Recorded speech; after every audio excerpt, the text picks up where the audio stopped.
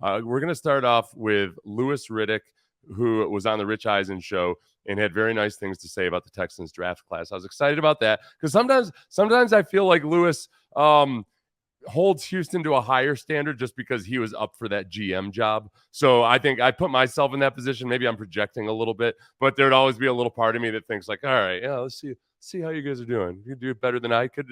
Yeah.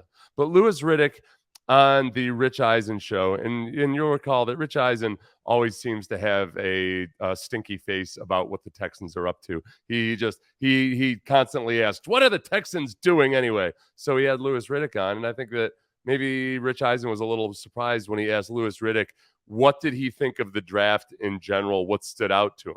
Well, I think right at the very top, I think the aggressiveness the Houston Texans showed to get the kind of people that they wanted, that DeMeco clearly, and let's, look, I mean, no disrespect to Nick Caserio, but this is DeMeco's bus that he's driving. Like, to be aggressive and say, hey, look, C.J. Stroud was the guy who we wanted. Forget all the other BS that was flying around about him, about this test, that test, not being coachable, all this. That's who I want. Will Anderson is who I want. So he cut that. He ended it a little awkwardly on that part. He said, that's who I want, C.J. Stroud, and Will Anderson is who I want. And he'll talk about Will Anderson in a second. It caught me by surprise a little bit to hear Louis Riddick say that DeMeco was driving the bus. And I don't know, maybe that is a little bit of the sour grapes creeping in. But I haven't gotten that sense at all. I know a lot of Texans fans have been either worried or paranoid that Nick was going to be too domineering in that relationship. I haven't worried about that at all.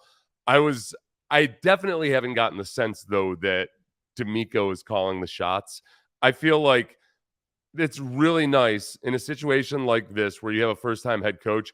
It's really nice to have a general manager who can be an actual general manager. I think if you think back to Gary Kubiak, a guy who had been in the league for 2 decades as an assistant coach, as a coordinator, had seen a lot, had done a lot.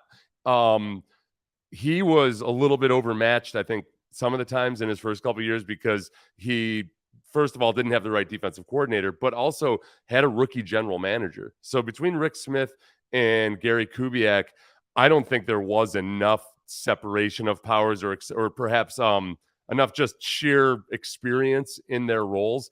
I like having a guy like Caserio, who's now worked with 2 head coaches before DeMeco, who, you're onboarding in their first year with the Texans. Obviously, Lovie Smith has been a head coach before. But I don't think that's an accurate characterization. Even as Louis Riddick is saying nice things about the Texans here, I don't think we need to be at the point yet where we're trying to figure out who's got the upper hand in the situation. But as far as Will Anderson, who Louis Riddick just alluded to, this is what he had to say about him. Because nobody can withstand the kind of hard coaching the way this kid can. And he told us that down at Bama. And if you know DeMeco and how they coach defense and how they coach defensive linemen in particular, this kid's built for it. He's made for it. He's absolutely made for it. Yeah. Then they continue. And that's something that DeMeco has talked about. That's something that I know people in San Francisco sometimes wondered whether the 49ers practiced with too much physicality. And it's just, I don't know if refreshing is the right word. It's interesting.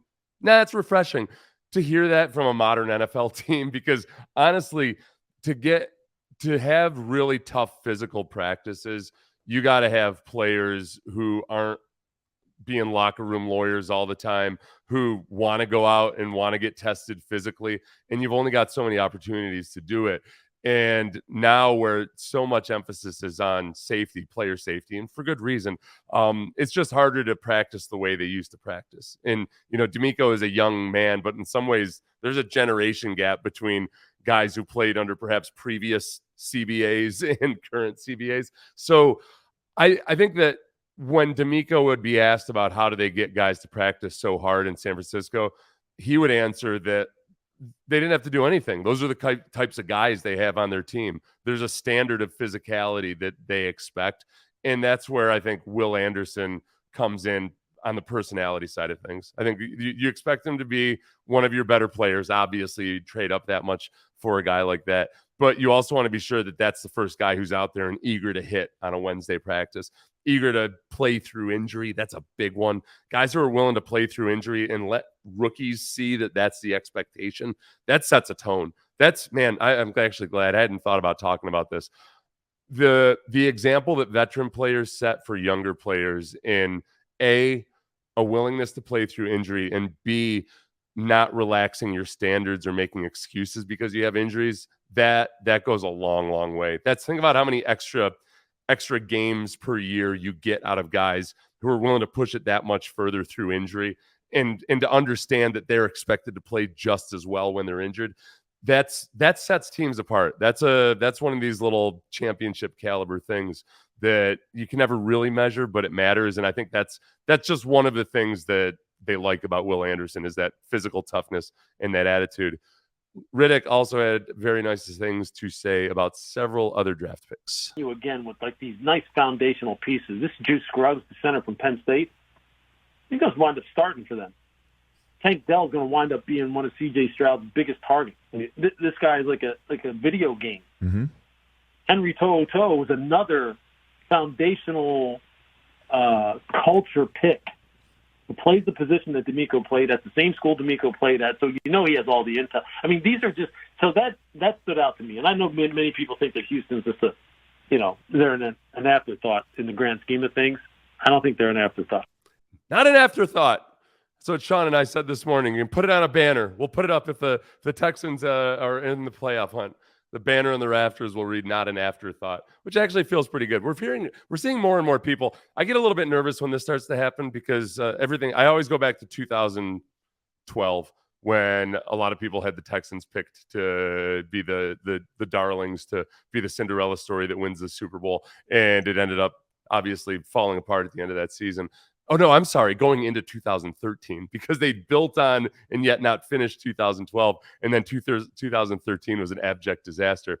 But the 2023 Texans, I am starting to see people have an appreciation for the roster, and if it comes from a relatively objective outside source, I like seeing that stuff. So the one guy that I wanted to mention when he mentioned Juice Scruggs was Patterson. And I know I've told you guys that I was going to do a video on Patterson, and I will, but I just watched a little bit more today.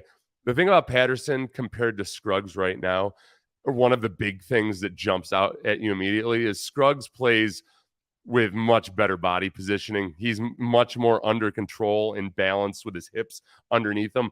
Scruggs kind of leans out forward, and he gets away with it in college. He's going to have to learn to fix that real quick, or he's going to get dumped on his face a lot. So, I mean, it's one of the things that kept him a 6th-round pick, and he's got all kinds of physical ability. I think he just got away with it in college, and, now he's just got to get better at it.